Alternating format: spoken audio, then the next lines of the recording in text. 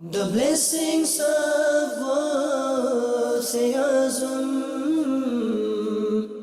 the blessings of Wassayazum. நஹ்மதுஹு வனுஸல்லி வனுஸல்லிமு அலா ரசூலிஹின் நபியில் கரீம் அம்மா பஅத். அனைத்து நாயகத்தின் ஆஷிகீன்கள் அவுலியாக்களின் ஆஷிகீன்களுக்கும் ரபியுல் ஆஹிர் 11வது பிறை வாழ்த்துக்கள்.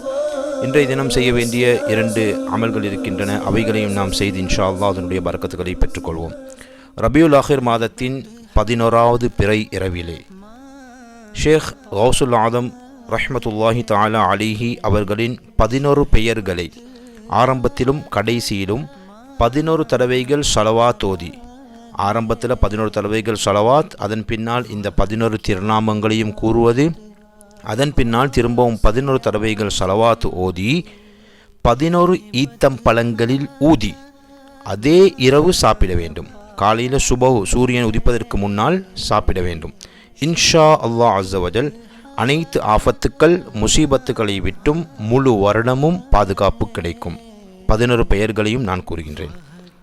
யா ஷேக் முஹியுத்தீன், யா சையீத் முஹியுத்தீன், யா மௌலானா முஹியுத்தீன், யா மக்தூம் முஹியுத்தீன், யா தர்வேஷ் முஹியுத்தீன், யா ख्वाजा मुहियुद्दीन, या सुल्तान मुहियुद्दीन, या शाह मुहियुद्दीन, या गौस मुहियुद्दीन, या कुतुब मुहियुद्दीन, या सैयद सादात அப்துல் காதிர் முஹியுத்தீன்.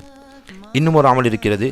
ரபியுல் ஆஹிர் மாதத்தின் 11ஆம் பிறை இரவிலே 3 ஈத்தம்பழங்களை எடுத்து அதில் சூரத்துல் ஃபாத்திஹா ஒரு தடவையும், சூரத்துல் இஹ்லாஸ் குல் ஹுவல்லாஹு அஹத் என்று சொல்லக்கூடிய அந்த சூறாவை ஒரு தடவையும் ஓதி, அதிலேயும் ஆரம்பத்திலையும் கடைசியிலும் ஒவ்வொரு தடவைகள் ஸலவாத் கூறிக்கொள்வது.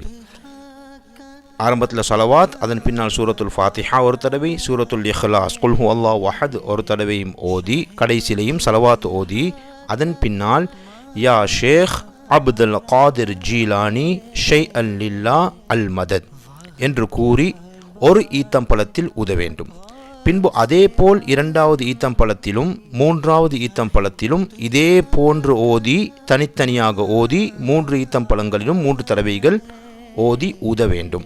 அதனை ஒரே இரவில் சாப்பிடுவது அவசியமல்ல. இந்த ஈத்தம்பழங்களை, இந்த 3 ஈத்தம்பழங்களையும் எந்த நேரத்திலும் எந்த நாளிலும் சாப்பிடலாம். அவ்வாறு செய்தால் இன்ஷா அல்லாஹ் அஸ்ஸவஜல் வயிற்றின் அனைத்து விதமான நோய்களை விட்டும் பாதுகாப்பு கிடைக்கும். உதாரணமாக வயிற்று வலி, மலச்சிக்கல், வாயு தொல்லை, அல்சர், வாந்தி, இது போன்றவைகளை விட்டும் நமக்கு இன்ஷா அல்லாஹ் பாதுகாப்பு கிடைக்கும். எனவே இந்த அமலையும் நாங்கள் இந்த இரவில் செய்து கொள்வோம். அதற்குரிய பாக்கியத்தை அல்லாஹு தஆலா நசீபாக்கி அருள்வானாக. ஸல்லூ அலல் ஹபீப் ஸல்லல்லாஹு அலா முஹம்மத் ஸல்லல்லாஹு அலைஹி வஸல்லம்.